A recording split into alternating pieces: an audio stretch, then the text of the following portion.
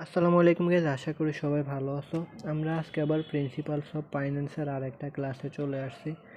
আমরা যে চ্যাপ্টারটা নিয়ে আলোচনা করতেছিলাম সেটা হলো শর্ট টার্ম ফাইন্যান্সিং। তো দেখি আজকের ক্লাসটা কীভাবে হয়েছে। এখানে বলা হয়েছে Emon corporation has just sold an issue of 90 days commercial paper with a face value of taka 1 crore taka. The firm has received initial proceeds of taka 97,80,000 টাকা। আচ্ছা, আমরা গত ক্লাসে আমরা বলছিলাম এখানে তিনভাবে ম্যাথ করা লাগে। একটা হলো ট্রেড ক্রেডিট, 2 নাম্বার হলো কমার্শিয়াল পেপার, 3 নাম্বার হলো ব্যাংক ঋণ বা ব্যাংক লোন। ব্যাংক লোনের আবার 5টা আছে, সো এগুলো আমরা করব। তাহলে আমরা 1 নাম্বারে শেষ করছি ট্রেড ক্রেডিট, 2 নাম্বারে আমরা শিখতেছি হলো কমার্শিয়াল পেপার। তো এখানে আমাদের বলছে কমার্শিয়াল পেপার দিয়ে করতে। তো কমার্শিয়াল পেপারের সূত্রটাকে আমরা গত ক্লাসে সেগুলো শিখছিলাম। আমরা যদি একটু দেখি, এটা হচ্ছে আমাদের কমার্শিয়াল পেপারের সূত্র ছিল কি, কেসিপি সমান সমান face value minus net sales value divided by net sales value into 360 days divided by maturity period into 100। এটা হলো আমাদের কমার্শিয়াল পেপারের সূত্র। আর এটার আমাদের ইআইআর এর সূত্র কি, 1+r⁴m - 1 × 100। এটা হচ্ছে আমাদের সূত্র। আমরা গত ক্লাসে এগুলো করছিলাম। তাহলে এখন আসি, আমাদের কোশ্চেনে এটা বলছে commercial paper with face value, face value 1 crore টাকা, যার তোমার ম্যাচুরিটি পিরিয়ড হলো 90 days। এরপরে তোমার 97,80,000। আচ্ছা, এখানে 97,80,000 টাকা কি? আমার কোশ্চেন হলো এটা। আমরা বলছিলাম কোশ্চেনে যদি ফেস ভ্যালু থাকে আর সেলস প্রাইস থাকে, দুইটার মধ্যে যেটা ছোট সেটা হলো সেলস প্রাইস বা সেলস ভ্যালু, যেটা বড় সেটা হলো ফেস ভ্যালু। মনে রাখতে হবে ফেস ভ্যালু সবসময় বড় থাকবে আর সেলস ভ্যালু সবসময় ছোট থাকবে। তাহলে আমরা বুঝতে পারলাম এটা হলো ফেস ভ্যালু, এটা হলো সেলস ভ্যালু। ক্লিয়ার? আর ম্যাচুরিটি পিরিয়ড কতদিন? 90 দিন। এখন আমাদের 1 নম্বর রিকোয়ারমেন্টে কী বলছে, what percentage annual rate. Annual rate আর ইফেক্টিভ অ্যানুয়াল রেট একই কথা। Clear? Will be the firm pay for financing with commercial paper. তার মানে কমার্শিয়াল পেপারের করতে বলছে, assuming it is rolled over each 90 days throughout the year. এখানে আমাদের বলছে 90 দিন পর পর এটা রোলড ওভার হয়, মানে এটা অতিক্রম করে 90 দিন পর পর এটা ঘূর্ণায়ন হয়, মানে ঘুরে আর কি। 90 দিন পর পর চক্রাকারে এটা ঘুরে, 90 দিন পরে আবার নতুন করে 90 দিন, আবার 90 দিন, এভাবে। এখন আমাদের ওইটা জানার দরকার নেই, আমাদের কথা হচ্ছে যেহেতু 90 দিন বলছে আমরা 90 দিনের করবো ম্যাচুরিটি পিরিয়ড। ক্লিয়ার? তাহলে এখন আসে আমাদের সূত্র কি। সূত্র হচ্ছে কমার্শিয়াল পেপারের সূত্র কি, face value minus net sales value divided by net sales value into 360 days divided by maturity period into 100, যেটা একটু আগে আমরা দেখালাম। তাহলে ফেস ভ্যালু কত? 1 কোটি টাকা। এরপরে আমাদের এখানে নিট সেলস ভ্যালু কত হবে? এই রিকোয়ারমেন্টটা আমরা যদি দেখি, এখানে কোনো খরচ দেওয়া আছে? কোনো খরচ দেওয়া আছে কিংবা ফ্লোটেশন কস্ট দেওয়া আছে? কোনো দেওয়া নেই। তার মানে আমাদের সেলস ভ্যালু যে কথা, নিট সেলস ভ্যালু সে কথা। যদি আমাদের এখানে ফ্লোটেশন কস্ট বা কোনো খরচ দেওয়া থাকতো তাহলে সেটা আমরা এই যে সেলস ভ্যালু থেকে বাদ দিতাম, তাহলে নিট সেলস ভ্যালু পাইতাম। যেহেতু এখানে আমাদের কোনো খরচ দেওয়া নাই, ফ্লোটেশন কস্ট দেওয়া নাই, তাহলে এটা আমাদের সেলস ভ্যালু যে টাকাটা হবে, নিট সেলস ভ্যালু সেই টাকা হবে। তাহলে এটা তোমরা করবা, আমরা face value minus 97,80,000 divided by 97,80,000 into 360 divided by 90 into 100 দিয়ে ম্যাথটা করবা। ওকে, এরপরে বি নাম্বারে আসি। বি নাম্বার বলছে ইপে ব্রোকারেজ ফি অফ টাকা 1,96,000 was paid from the initial proceeds to an investment banker for selling the issue. What effective annual rate will the firm pay assuming the paper is rolled over each 90 days through the year? এটাও আমাদের ঠিক একই বলছে, 90 দিন পর পর এটা নতুন করে আবার হয়। তাহলে এইভাবে আর কি চক্রাকারে 90 দিন পর পর এটা ঘুরতে থাকে। তো এখন আসি এখানে আমাদের এখানেও বের করতে বলছে হোয়াট ইফেক্টিভ অ্যানুয়াল রেট। তার মানে এখানে আমাদের ইফেক্টিভ অ্যানুয়াল রেট বের করতে বলছে, কিন্তু এখানে আর এখানে পার্থক্য কি? এখানে আমাদের কোনো খরচ দেওয়া ছিল না, এখানে আমাদের খরচ দেওয়া আছে, এই যে ব্রোকারেজ ফি, এই ফি দেওয়া আছে কত, 1,96,000 টাকা। তার মানে এখানেও আমাদের সূত্র একই, face value minus net sales value divided by net sales value into 360 divided by maturity period into 100। এখানে আমরা কি করব, নিট সেলস ভ্যালু বের করা লাগবে। আমাদের সেলস ভ্যালু কত, 97,80,000। এখানে খরচ দেওয়া আছে একটা, বা ফ্লোটেশন কস্ট দেওয়া আছে একটা, 1,96,000 টাকা। তাহলে 97,80,000 থেকে 97,80,000 থেকে 1,96,000 টাকা বাদ দিলে যে টাকাটা হবে সেটাই হলো আমাদের নিট সেলস ভ্যালু। আর সে নিট সেলস ভ্যালু টাকাটা আমরা সূত্রে অ্যাপ্লাই করব। ক্লিয়ার? সো আর ম্যাচুরিটি পিরিয়ড কতদিন, 90 দিন। আর ফেস ভ্যালু হলো 1 কোটি টাকা। সো এটাও তোমরা সূত্র দিয়ে করে ফেলবে, একটু আগে আমরা যে সূত্রটা দেখাইছিলাম। ক্লিয়ার? না বুঝলে অবশ্যই আমাকে বলবা। আর এখন আসি, এটা আমাদের ইআইআর এর সূত্র দিয়ে করতে বলছে। সো ইআইআর এর সূত্রের মধ্যে আমাদের আর মান পাই কীভাবে, প্রথম অংশ থেকে আমরা আর মান পাই, দ্বিতীয় অংশ থেকে আমরা এম এর মান পাই। ওকে, তাহলে আমরা প্রথম অংশ দিয়ে আর মান বের করে এরপর আর মানটা এখানে বসাবো। এই দ্বিতীয় অংশ থেকে এম এর মানটা বের করে আমরা এম এর মান এখানে বসাবো, তারপরে ক্যালকুলেশন করলে যেটা আসবে সেটাই ইআর এর মান। ওকে, এফ বি মানে কি, ফেস ভ্যালু, এনএসবি মানে কি, নিট সেলস ভ্যালু, আর এনএসবি মানে কি, নিট সেলস ভ্যালু। এটাকে আমরা সংক্ষেপে লিখলেও কোনো সমস্যা নেই, সেই জন্য আমরা লিখছি। ওকে, আর এমপি মানে কি, ম্যাচুরিটি পিরিয়ড। সো এভাবে তোমরা ম্যাথ করবে। এই যে এখানে আর এর মান বের করবে এটা দিয়ে, এম এর মান বের করবে এটা দিয়ে, করে তারপরে এই যে ইআইআর এর সূত্র প্রয়োগ করবে, তাহলেই হবে।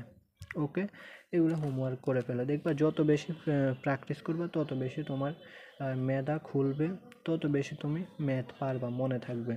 মনে রাখবো, ম্যাথ প্র্যাকটিস না করলে কোনো কিছু মনে থাকবে না, পারবা না। এখন আসি, আমরা আজকে আরেক সিস্টেমের ম্যাথ করব, 3 নাম্বার মেথডে। আমরা বলছিলাম এই অধ্যায়ে আমাদের 3 ভাবে ম্যাথ করা লাগে। আমরা যদি প্রথম দিকে একটু রিমাইন্ড করি,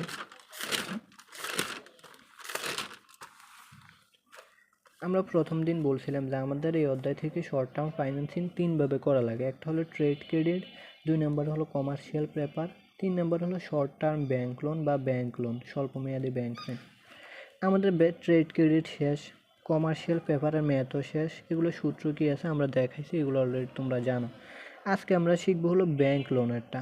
এই যে ব্যাংক লোনের আমাদের এখানে কয়টা সিস্টেম আছে, সিম্পল আছে, ডিসকাউন্ট আছে, ইনস্টলমেন্ট আছে, রিভলভিং ক্রেডিট আছে, অ্যাকাউন্টস রিসিভেবল আছে। ওকে, তাহলে আজকে আমরা সিম্পল আর ডিসকাউন্ট মেথডের ম্যাথ করব। ওকে, তাহলে আমরা আজকে 3 নাম্বার মেথডের 2টা মেথড করব, সিম্পল আর ডিসকাউন্ট মেথডের ব্যাংক লোনের। ক্লিয়ার? এখন চলো আমরা দেখি। এই যে আমরা এখানে লিখলাম ব্যাংক লোন বা ব্যাংক ঋণ, এটা সূত্র কি, ব্যাংক লোন বা ব্যাংক ঋণের সিম্পল মেথড বা কালেকশন মেথডের সূত্র 1 নম্বর, যেটা সিম্পল মেথড বা কালেকশন মেথডের সূত্র হচ্ছে এটা কেবিএল মানে কি, cost of bank loan. Okay, সমান সমান annual interest rate divided by loan minus compensating balance into 360 days divided by maturity period into 100 কি, ইন্টু 100। আর এটার ইআইআর এর সূত্র হচ্ছে 1 plus r whole to the power m minus 1 into 100। এখন আসি, আর এর মান আমরা কীভাবে পাবো, এই প্রথম অংশ থেকে আমরা আর এর মান পাবো। আর এম এর মান কীভাবে পাবো, দ্বিতীয় অংশ থেকে আমরা এন এর মান পাবো, এম এর মান পাবো। ওকে, তাহলে এটা আমাদের বোঝা হলো। এখন একটা বিষয় আসি, এই যে কম্পেনসেটিং ব্যালেন্স, এটা কি, কম্পেনসেটিং ব্যালেন্স হলো কোম্পানি থেকে যে তুমি ঋণ নেবা সেটার একটা রিস্ক থাকে কোম্পানির, যে তুমি টাকা পরিশোধ করতে পারো নাকি না পারো, কখনো পরিশোধ করতে না পারলে এরকম একটা রিস্ক কোম্পানির থাকে, কিংবা তুমি কখনো ফুল টাকা পরিশোধ করতে না পারলে এরকম একটা রিস্ক থাকে, কোম্পানি সেটা অনুধাবন করতে পারে। আর সেটা ভেবে কোম্পানি বলে যে আপনি আমার থেকে যে লোন নেবেন আপনি আমাকে 2% কিংবা 10% কিংবা 20% টাকা আমার কাছে রিস্ক হিসেবে রেখে যেতে হবে। এটা কেন, যখন আপনি টাকা পরিশোধ করতে পারবেন না তখন আমরা এটা থেকে কেটে নেব। অর্থাৎ তুমি 1 লাখ টাকা ঋণ করবা, কিন্তু ব্যাংক তোমাকে বলছে 10% হারে তুমি কম্পেনসেটিং ব্যালেন্স রাখতে। তো তুমি যদি 1 লাখ টাকা ঋণ করো, তুমি 1 লাখ টাকার উপর 10% কত, 10,000 টাকা। তুমি 1 লাখ টাকা ঋণ করছো, তুমি পাবা হলো 90,000 টাকা, 10,000 টাকা ব্যাংক রেখে দেবে। কেন রিস্ক হিসেবে? যদি তুমি কখনো টাকা পরিশোধ করতে না পারো, মনে করো তুমি 80,000 টাকা জোগাড় করতে পারছো নির্দিষ্ট টাইমের মধ্যে, তখন তোমার ওই 10,000 টাকা ওইভাবে ওরা ইয়ে করে নেবে, অ্যাডজাস্ট করে নেবে। আবার তুমি যদি সব টাকা ফুল ক্লিয়ার করতে পারো সময় মতো, তাহলে ওরা অ্যাডজাস্ট করে দেবে ওইটা তোমার টাকার সাথে, ওইটা সমস্যা নেই। অর্থাৎ ওই টাকাটা তোমার মাইন না, কিন্তু কোম্পানির রিস্ক মনে করে কিছু একটা টাকা বা কিছু অ্যামাউন্ট টাকা নিজের কাছে রেখে দেয় গ্রাহকের থেকে, যে এটা আপনার এখানে আমাদের এখানে মাস্ট বি রাখতেই হবে, রেখে দেয়। তারপর রাখলে কী হয়, এটা পরবর্তীতে কোনো ক্ষতি হলে বা কখনো টাকা পরিশোধ করতে না পারলে ওটা ওরা অ্যাডজাস্ট করে নেয়। এরকম আর কি।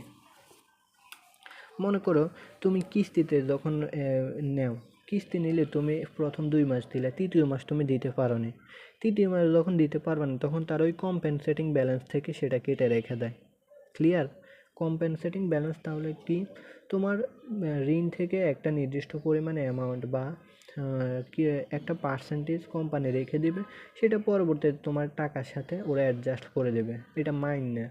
কিন্তু এটা কেন রাখে, রিস্ক মনে করে কোম্পানি বা ব্যাংক, রিস্ক মনে করে সেটা ওরা রেখে দেয়। ওকে, তাহলে কম্পেনসেটিং তোমরা এটা বুঝতে পারছো। এখন আসি, এটা হলো আমাদের সিম্পল মেথডের সূত্র, 1 নাম্বারটা। এখন একটা ম্যাথ দেখি আমরা। আচ্ছা, অ্যানুয়াল ইন্টারেস্ট রেট কি? অ্যানুয়াল ইন্টারেস্ট অ্যামাউন্ট কোনটার উপর দেবে? লোন অ্যামাউন্টের উপর। লোন অ্যামাউন্ট যদি 1 লাখ টাকা থাকে, তোমার ইন্টারেস্ট বলা থাকলো 10%, তাহলে 1 লাখের উপর 10% কত? 10,000 টাকা। এই 10,000 টাকা তোমার অ্যানুয়াল ইন্টারেস্ট অ্যামাউন্ট। আর লোন তো তোমার সরাসরি বলাই থাকবে তুমি কত টাকা লোন করতে চাও, সেটা হলো লোন অ্যামাউন্ট। আর ম্যাচিউরিটি পিরিয়ড হলো কত টাকা, কত দিন, সেটা আর কি। তো আশা করছি সূত্র বুঝতে পারছো। এখন আসি, ABC company is going to borrow you টাকা 10,000 ফর 1 ইয়ার। অর্থাৎ এবিসি কোম্পানি 10,000 টাকা ঋণ করতে যাচ্ছে ফর 1 ইয়ার, 1 বছরের জন্য, অ্যাট 10% ইন্টারেস্ট, 10% সুদে। Compensating balance is 2%, compensating balance রাখতে হবে 2%। What is effective interest rate if the loan is simple or collection basis? তার মানে আমাদের বলছে এখানে what is effective interest rate, এটা বের করতে বলছে। হ্যাঁ, কোন মেথডে করতে বলছে? সিম্পল অর কালেকশন বেসিস বলেই দিছে সরাসরি। তাহলে সিম্পল অর কালেকশন বেসিসের এখনও সূত্র আমরা ইউজ করতে হবে। এখন আসি, এই সূত্র ইয়ারের সূত্র প্রথম আর এর মান আমরা বের করবো প্রথম অংশ দিয়ে। তাহলে এখন দেখো এখানে লোন অ্যামাউন্ট কত? 10,000 টাকা ঋণ করবে, লোন অ্যামাউন্ট 10,000 টাকা। ইন্টারেস্ট কত? অর্থাৎ এই যে অ্যানুয়াল ইন্টারেস্টের অ্যামাউন্ট কত? 10,000-এর উপর আমরা এই যে 10% করবো, 10% করলে 1,000 টাকা আসে। ম্যাচিউরিটি পিরিয়ড কত? 360 দিন। বলছে 1 ইয়ার, 1 ইয়ার মানে কি 1 বছর, আর 1 বছরে কত দিন? 360 দিন, 360 দিন, সেজন্য ম্যাচিউরিটি পিরিয়ড।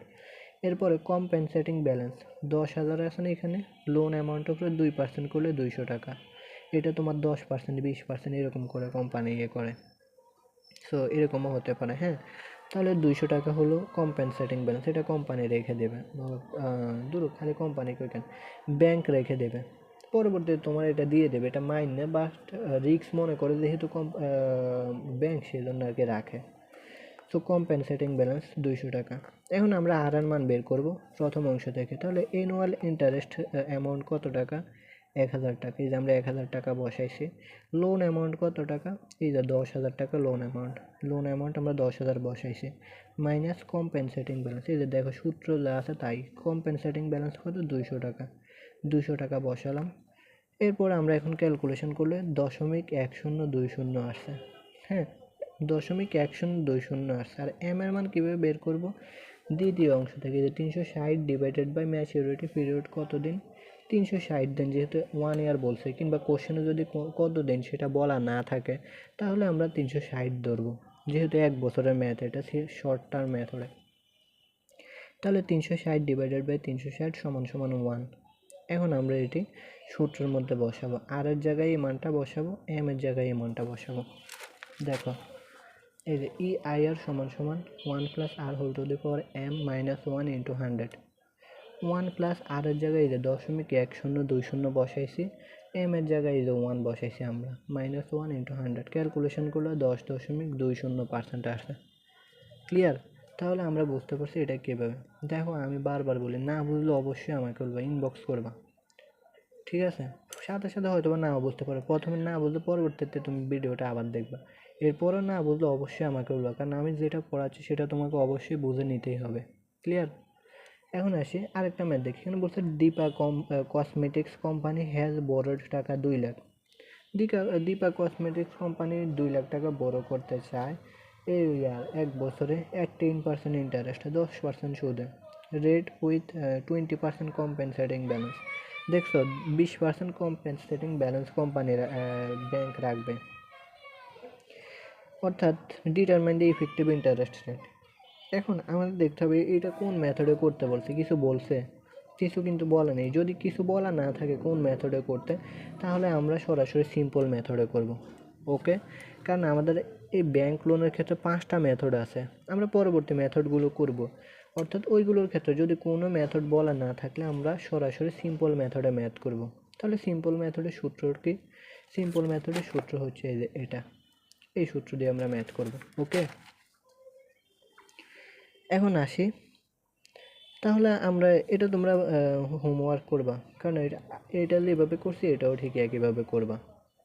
ওকে, এখানে আমাদের যে অ্যামাউন্টটা, অর্থাৎ লোন অ্যামাউন্ট কত, 2 লাখ টাকা দেওয়া আছে, ইন্টারেস্ট দেওয়া আছে 10%, 2 লাখের উপর 10% করবা। এরপরে হচ্ছে কম্পেনসেটিং ব্যালেন্স 20% দেওয়া আছে, 2 লাখের উপর 20% করবা। এরপরে ম্যাচিউরিটি পিরিয়ড 360 দিন হবে। এভাবে তোমরা এটা করে ফেলবা। ওকে, এখন আসি, এখন আমরা 2 নাম্বার মেথডটা দেখব। তাহলে এটা হোমওয়ার্ক করবা। আমরা সিম্পল মেথডের ম্যাথ করছে, এখন আমরা ডিসকাউন্ট বেসিসের ম্যাথ করবো। অর্থাৎ আমি দেখাচ্ছি আবার একটু, যদি এগুলো করে দেখাই তাহলে তোমার জন্য আরও ইজি হবে। এই যে শর্ট টার্ম ব্যাংক লোনের ক্ষেত্রে আমরা সিম্পল মেথডেরটা শেষ করছি, এখন ডিসকাউন্ট মেথডেরটা করব। ওকে, বি নাম্বারটা। ডিসকাউন্ট মেথডে তোমার চেঞ্জ কি, জাস্ট এটা দেখো। এই যে ডিসকাউন্ট মেথডের সূত্র হচ্ছে এটা, বলছে ডিসকাউন্ট বেসিস অথবা ইন্টারেস্ট পেইড ইন অ্যাডভান্স অথবা পেইড ইন বিগিনিং বলা থাকলে লোন লেস ইন্টারেস্ট হবে। কি বলছে? Discount basis, interest paid in advance, paid in beginning বলা থাকলে লোন লেস ইন্টারেস্ট হবে। লোন লেস ইন্টারেস্ট মানে কি? লোন থেকে আমরা ইন্টারেস্ট বাদ দেব। লোন লেস ইন্টারেস্ট মানে কি? আই রিপিট, লোন থেকে লেস মানে কি? কমানো। লোন থেকে আমরা এই ইন্টারেস্ট বাদ দেব। ক্লিয়ার? তাহলে আমরা যেমন এখানে এই যে ইন্টারেস্ট যে টাকাটা লিখবো, এই টাকাটা আমরা লোন থেকেও বাদ দেবো। এই যে loan minus interest minus compensating balance, অর্থাৎ লোন লেস ইন্টারেস্ট মানে কি? লোন থেকে ইন্টারেস্ট বাদ দেব। এখন আসি আমাদের সিম্পলের সূত্রকে। সিম্পলের ঠিক যে সূত্রটা, ডিসকাউন্টের ঠিক একই সূত্র। সিম্পলের ক্ষেত্রে আমরা ইন্টারেস্ট বাদ দিইনি, কিন্তু আমরা ডিসকাউন্টের ক্ষেত্রে ইন্টারেস্ট বাদ দিয়েছি, জাস্ট এখানে চেঞ্জ, বাকি সব কিছু সিম্পলের মতো। ক্লিয়ার? ডিসকাউন্টের ক্ষেত্রে আমরা কি করব, জাস্ট ইন্টারেস্ট বাদ দেব, আর সিম্পলের সূত্র আর ডিসকাউন্টের সূত্র বাকিটা একই। অর্থাৎ সিম্পলের ক্ষেত্রে আমাদের ইন্টারেস্ট বাদ দেয়নি, ডিসকাউন্টের ক্ষেত্রে ইন্টারেস্ট বাদ দেব। ওকে, বাকি সব একই। এখন আসো আমরা ম্যাথ দেখে। জেড কর্পোরেশন হ্যাজ বোরোড টাকা 1 lakh for a year at 10% interest with 10% compensating balance requirement. Determine EIR assuming that the loan is on discount basis. Okay, discount basis এখানে বলে দিয়েছি কীভাবে করতে, ডিসকাউন্ট বেসিস। তার মানে আমরা বলছি যে যদি discount basis, interest paid in advance অথবা পেইড ইন বিগিনিং বলা থাকে তাহলে লোন লেস ইন্টারেস্ট হবে। এই মেথডে এইভাবে করব। তো এটা সূত্র হচ্ছে এটা। এখন আসে আমরা এটা করি। আমাদের লোন দেওয়া আছে কত টাকা কোশ্চেনে? 1 লাখ টাকা দেওয়া আছে। ইন্টারেস্ট দেওয়া আছে 1 লাখ ইন্টু 10%। 10% ইন্টারেস্ট যেহেতু আছে, 1 লাখ টাকা উপরে 10% হলে 10,000 টাকা হয়। কম্পেনসেটিং ব্যালেন্স দেওয়া আছে, আমাদের বলছে 10%, তার মানে 1 লাখের উপর 10% হবে কম্পেনসেটিং ব্যালেন্স, 10,000 টাকা। তো উই নো, আমরা সূত্র জানি যে EIR সূত্র কি? 1 + r whole to the power m - 1 × 100। এখন এই যে আর এর মান আমরা কীভাবে পাবো? প্রথম অংশ থেকে আর এর মান পাবো, দ্বিতীয় অংশ থেকে আমরা এম এর মান পাই সূত্রের। এই যে প্রথম অংশ থেকে আমরা আর এর মান পাবো, দ্বিতীয় অংশ থেকে আমরা এম এর মান পাবো। তো প্রথম অংশ দেখো আমরা এটা কীভাবে নির্ণয় করছি। অ্যানুয়াল ইন্টারেস্ট রেট কত, 10,000 টাকা। এই যে 10,000 টাকা আমরা এখানে লিখলাম। এরপরে লোন কত, 1,00,000 টাকা। 1,00,000 টাকা থেকে আমরা ইন্টারেস্ট মাইনাস করব, কেন, এটা যেহেতু ডিসকাউন্ট বেসিসে বলছে সেজন্য ইন্টারেস্ট মাইনাস করতেছি 10,000 টাকা। ওকে, এরপরে কম্পেনসেটিং ব্যালেন্স আমাদের মাইনাস করছি 10,000 টাকা সূত্র অনুযায়ী। এরপরে 10,000 ডিভাইডেড বাই 80,000 টাকা, তাহলে আমাদের আসছে কত, 0.125। এই যে দেখো আর এক জায়গায় আমরা 0.125 বসাইছি, ক্লিয়ার। এরপরে এম এর মান কীভাবে, যেহেতু আমাদের এটা বলে নাই কত দিন বা কত কিছু, 1 বছরের যেহেতু ম্যাথ, তাহলে 360 হবে আমাদের এমপি বা ম্যাচিউরিটি পিরিয়ড। তাহলে 360 ডিভাইডেড বাই 360 1, সেই জন্য এম এর জায়গায় আমরা 1 বসাইছি। এখন ক্যালকুলেশন করলে 12.5% আসবে। ওকে, সো আশা করছি তোমরা এটা বুঝতে পারছো। অর্থাৎ আমাদের সিম্পল, আমরা আজকে ব্যাংক লোনের দুইটা মেথড নিয়ে আলোচনা করছি, একটা হলো সিম্পল আর একটা হলো ডিসকাউন্ট বেসিস। সিম্পলের ক্ষেত্রে যে সূত্র আছে ডিসকাউন্টের ক্ষেত্রে একই সূত্র, কিন্তু ডিসকাউন্টে জাস্ট একটা পরিবর্তন, সেটা হলো লোনলেস ইন্টারেস্ট। আমরা জাস্ট এখানে লোন থেকে ইন্টারেস্ট বাদ দেবো, এটাই হলো সিম্পল আর ডিসকাউন্টের মধ্যে পার্থক্য। সিম্পলে ইন্টারেস্ট বাদ দিই না, আর ডিসকাউন্টে ইন্টারেস্ট বাদ দিই। ক্লিয়ার, বাকি সব একই। তো আশা করছি তোমরা বুঝতে পারছো। এখন আসো একটা ম্যাথ তোমরা এটা হোমওয়ার্ক করবে। এখানে বলছে Aziz limited is planning to বড়ো টাকা 1,00,000। আজিজ লিমিটেড 1,00,000 টাকা ঋণ করার প্ল্যান করতেছে। বড়ো মানে কি, ঋণ করা। 10% ফর 90 ডেজ, অ্যাট 10% মানে কি, এটা হলো ইন্টারেস্ট ফর 90 ডেজ। এখানে কিন্তু 90 ডেজ বলে দিয়েছে, তার মানে ম্যাচুরিটি পিরিয়ড 90 ডেজ। এরপরে সুদ হচ্ছে 10%, 1,00,000-এর উপর 10%, 10,000 টাকা। এরপরে interest to be paid in advance. এই যে দেখছো, interest to be paid in advance, তার মানে এটা আমাদের কোন মেথডে হবে, 2 নম্বর মেথড, ডিসকাউন্ট মেথডে হবে। ডিসকাউন্ট বেসিস কিংবা ইন্টারেস্ট পেড ইন অ্যাডভান্স কিংবা ইন্টারেস্ট পেড ইন বিগিনিং বলা থাকলে আমরা কি বলছি, লোনলেস ইন্টারেস্ট হবে। অর্থাৎ লোন থেকে ইন্টারেস্ট বাদ দেব, বাকি সব আমাদের সিম্পল মেথডের মতো সূত্রটা। ক্লিয়ার। দেখো না, সেখানে বললাম হোয়াট ইজ ইআইআর, অর্থাৎ আমরা ইআইআর নির্ণয় করতে আর এর মান পাবো প্রথম অংশ থেকে সূত্রের, আর এম এর মান পাবো সূত্রের দ্বিতীয় অংশ থেকে, আমরা যেটা একটু আগে দেখালাম। আর এখানে একটা জিনিস কি, কম্পেনসেটিং ব্যালেন্স দেওয়া নাই আমাদের। এখানে পেড ইন অ্যাডভান্স নির্ণয় করার পরেও এই মেথডে আমাদের কিন্তু এখানে কম্পেনসেটিং ব্যালেন্স দেওয়া নাই, তাই এটা 0 হবে। মনে রাখবা, এখানে কিন্তু আমাদের কম্পেনসেটিং ব্যালেন্স লাগে। ক্লিয়ার, এখানে কম্পেনসেটিং ব্যালেন্স লাগে। এখন কোশ্চেনে তো এটা দেওয়া নাই, দেওয়া না থাকলে এটা কি ধরবো, 0 ধরবো, সেজন্য আমরা এখানে 0 ধরবো। তো এই ম্যাথটা তোমরা করবা, হ্যাঁ, বাসায় হোমওয়ার্ক করবা, না পারলে অবশ্যই আমাকে বলবা। সো আশা করছি আজকের ক্লাসটা বুঝতে পারছি। এরপরে যদি কেউ না বুঝতে পারো অবশ্যই কমেন্টে অথবা ইনবক্সে জানাবা। ধন্যবাদ।